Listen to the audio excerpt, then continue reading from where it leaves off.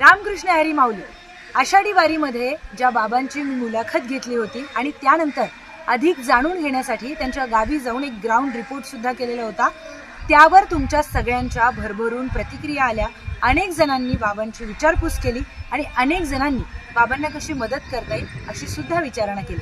आता बाबांसंदर्भात एक मोठी बातमी समोर आली आहे। बातमी काय आहे तर तांदळी या गावामध्ये तिथले तहसीलदार आणि तलाठी हे बाबांच्या घरी गेलेले होते। 1.5 ते 2 तास तिथे ते थांबले, चर्चा झाली आणि त्यानंतर काही महत्त्वाची माहिती आता समोर येते। बाबांना आता लाईट देण्यात येणार आहे, त्याचबरोबर बाबांना रेशन सुद्धा पुरवण्यात येणार आहे। आणि या सगळ्यांमध्ये एक महत्त्वाचा मुद्दा जो जमिनीचा होता, त्याच जमिनी संदर्भात सुद्धा तिथे चर्चा झाली आहे। 7/12वर ज्या व्यक्तींची नावं आहेत त्या व्यक्तींना तिथे बोलवण्यात आलं, चर्चा झाली आणि त्यानंतर बाबांची जी काही जमीन आहे त्या जमिनीच्या मोजणीला आता सुरुवात होणार आहे। एक अर्ज द्यायचा आहे आणि त्या अर्जानंतर ही सुरुवात होईल।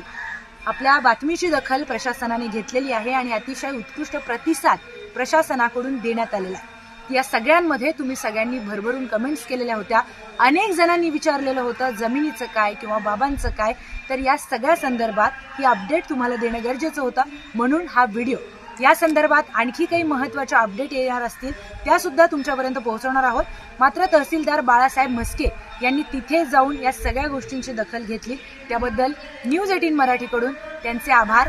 आणि या सगळ्यांमध्ये आमदार ज्ञानेश्वर कटके सुद्धा तिथे पोहोचलेले आहेत आणि सकाळपासून ते तिथे आहेत अशी सुद्धा माहिती मिळते आहे। त्यांनी सुद्धा या सगळ्या बातमीची बाबांची दखल घेतली आणि या संदर्भामध्ये वैयक्तिक लक्ष सुद्धा घातलेलं आहे।